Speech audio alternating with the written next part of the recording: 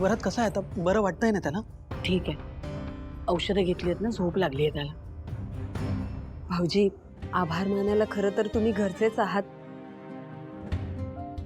पण तरी वरदला तुम्ही वेळेत डॉक्टरांकडे घेऊन गेलात ते बरंच झालं बरं का. हो वहिनी, आभार कसले मानताय? वरदला बरं वाटतंय ना, यातच सगळं आलं बघा.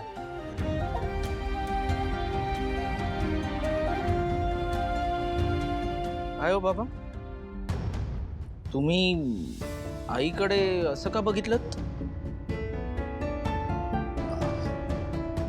संतोष, अरे तुम्हा दोघांमध्ये एवढं भांडण असूनही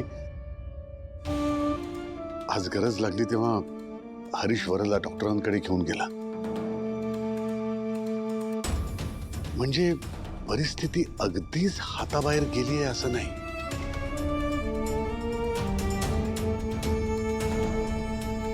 प्लीज बाबा, हरीशने वरदसाठी जे काही केलंय ना, ते वरद संतोषदांचा मुलगा आहे म्हणून नाही केलंय.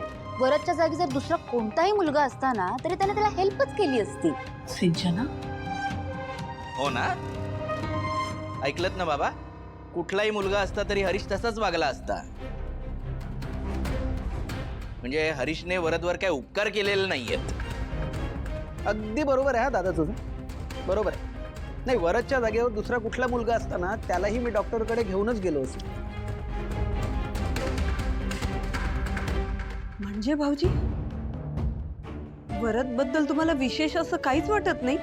इतर 4 मुलांसारखाच आहे का तो तुमच्यासाठी? नाही नाही नाही वहिनी, वरद बद्दल मला काय वाटतं हा प्रश्नच येत नाही. बघितलं ना दादा काय बोलला आता? त्यालाच असं वाटत नाही की मी वरदसाठी काहीतरी विशेष केलंय. मग अरेच्चा, अरे वरद सख्खा पुतणा आहे तुझा. तो आजारी असेल तर त्याला तू डॉक्टरकडे घेऊनच गेलं पाहिजे. आता त्यासाठी काय सत्कार करू तुझा?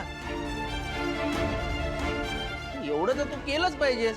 आणि भांडण आपल्याच झालंय, त्यात वरदचा काय संबंध? बघितलंस हरी, बघितलंस? संतोष दादा आता सुद्धा तुझ्याशी कसं इन्सल्टिंग बोलतायत ते. मी इन्सल्टिंग बोलतोय? हा मग काय? अरे हा मला insult कळतंय. आहे. ए, तुझ्या बायकोला समजाव. त्याने मी कसं इन्सल्टिंग बोलतोय. त्याने कसं हे काय- बोलायला पाहिजे?